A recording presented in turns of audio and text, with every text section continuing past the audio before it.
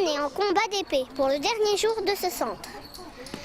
Nous voyons ici une fille et un garçon qui se battent. En effet, les enfants terminent leur dernier jour de leur épopée moyenâgeuse.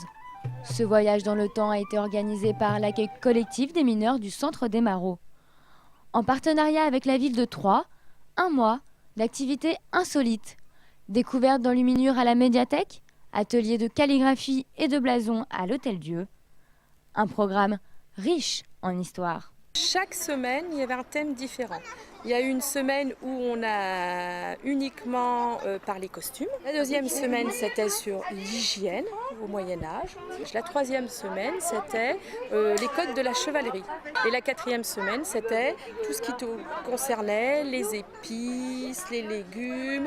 S'il passionne souvent les enfants, le Moyen-Âge connaît beaucoup d'idées reçues.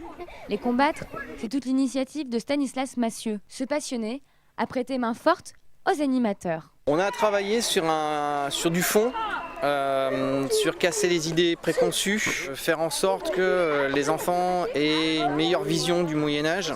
On a travaillé sur énormément d'artisanat, on a calé quelques dates historiques et l'idée c'était de les amener petit à petit vers ce que nous faisons aujourd'hui, c'est-à-dire de la reconstitution.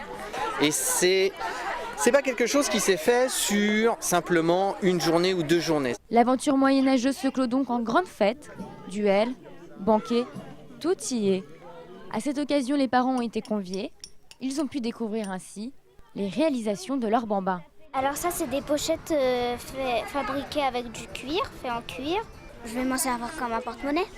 On a vu des choses extraordinaires. On a fabriqué des épées, des costumes aussi. Et le dernier jour est fantastique. Comme tous les parents peuvent venir voir un spectacle, on a fait plein d'épreuves et on a fait un jeu. Des vacances riches en souvenirs. Le Moyen-Âge continue de faire rêver. Le Centre des Marauds l'a bien compris et pense renouveler l'expérience l'année prochaine.